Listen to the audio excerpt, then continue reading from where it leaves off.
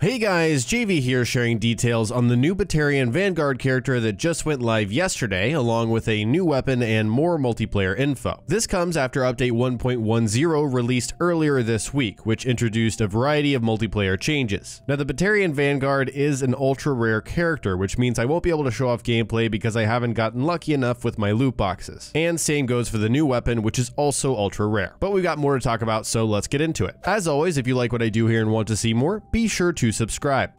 Let's start off with everything that is new, and of course the big thing for everyone, I believe, is the new Batarian Vanguard character, which is an ultra rare class. So here's the description. The Batarian Vanguard uses biotics to close in on his opponents and pummel them with devastating melee attacks. The Vanguard's three abilities are Charge, Annihilation, and Flat Cannon, and it's really awesome to see a Charge Annihilation Vanguard in the multiplayer. That's one of my favorite combos in the single player. In comparison to other Vanguards, this is also mostly a biotic focused character here, because again, we've got two biotic abilities in Charge and Annihilation. Just like with the other Batarian that is in Andromeda, the Batarian Vanguard has a combo detonator with his melee attack because he's also using the Batarian Gauntlet. And apparently on stream, one of the developers mentioned, you know, for lore reasons, if there is a reason for it, they probably both got this gauntlet from their former Outlaw game. We're definitely going to dive more into the lore, you know, why this Batarian's here and what else we learn about the Batarians from the Vanguard in just a second here. In terms of playstyle, the Batarian Vanguard looked incredibly fun. It's all about closing the gap with Charge,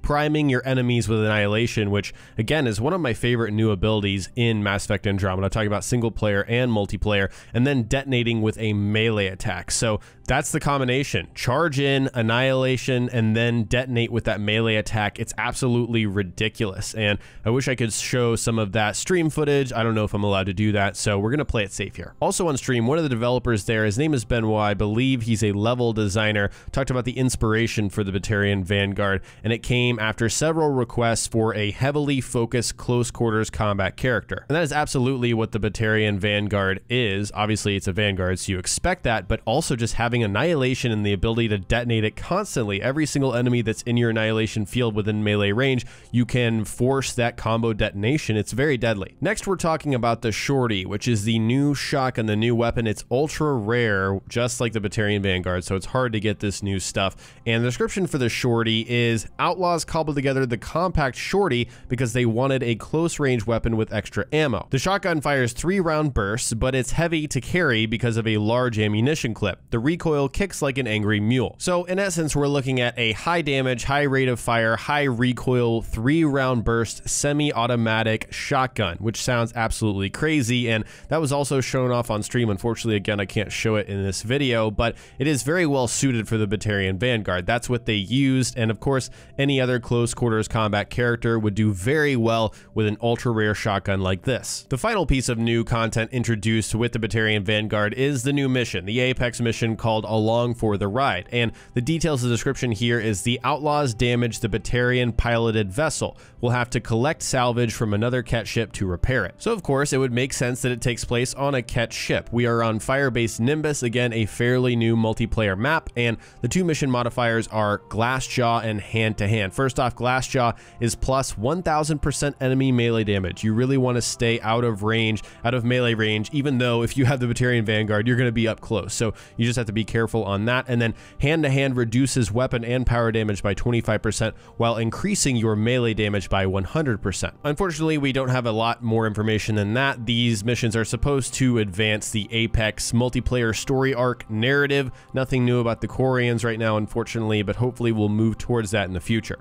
Now let's talk about lore for the Batarians, and this new character, the Batarian Vanguard, represents an update in lore for the Batarians being in Andromeda. We're going to look at the description for the Batarian Vanguard, but first let's look back at the Scrapper, because once again that kind of introduced us to the reasoning and purpose of the Batarians even being in Andromeda in the first place. The Scrapper is one of two Batarians who provided evidence against the leader of their former pirate gang.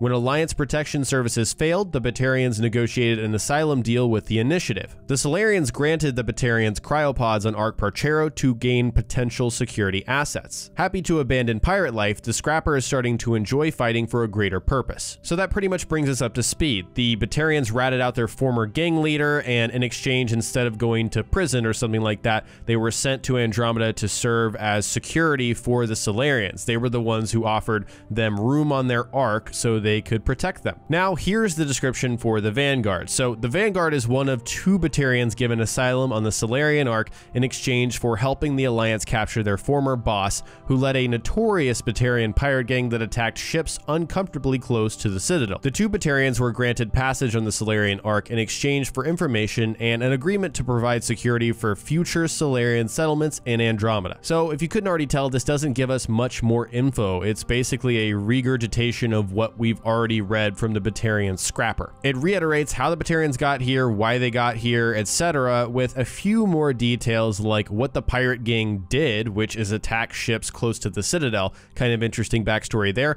and what their purpose in Andromeda is, which is to provide security for future Solarian settlements. We know they were supposed to be a potential security asset, but now we know exactly what their purpose is. Now, we do learn a little bit more from the Along the Ride weekly Apex mission, which tells us that the Outlaws damaged the Batarian piloted vessels, and developers on stream also described it as the Apex signaling the Batarian vessel right in the middle of a heated firefight with an outlaw enemy faction, and then the Batarian ship being busted up, broken, and the Apex agreeing to repair it, and along the way getting to know these Batarian characters. So to sum up what we've learned about the Batarians, really not a lot new from this Vanguard. This description is another reiteration like I mentioned, so we've got very broad strokes in terms of lore that gives us context to their presence in Andromeda, but nothing that really advances the overall story. And I suppose that does make sense because we've really had nothing in multiplayer that's advanced the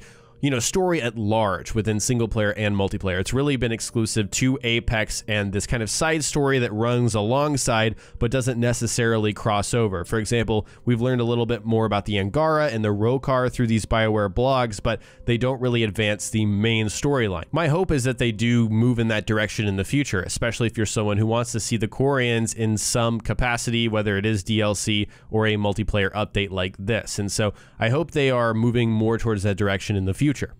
Speaking of the future, I wanted to add a little side note here at the end of the video. After hopping on and watching my first BioWare multiplayer stream in a while, seriously, I probably watched a few around launch, but it's been several months since I've hopped on Twitch and watched one of these, and they happen on Thursdays. But the big takeaway for me is that multiplayer support, it does not feel, at least from watching these developers talk and interact with chat and really do their jobs very well, that multiplayer support will go away anytime soon. It doesn't feel that way to me. And the reason I'm bringing this up is because it's something I've suggested personally on this channel in videos like these several times. And in hindsight, I really wish I hadn't. Just because I may not be interested, or some of you watching may not be interested in multiplayer, doesn't mean there's very talented, very hardworking people still supporting this mode. And several multiplayer developers were absent on different streams in the past few weeks, and I know that spurred discussion on public forums like the RME Co-op subreddit. People were wondering, like, where are they? Are they leaving because all of this other news that's going on?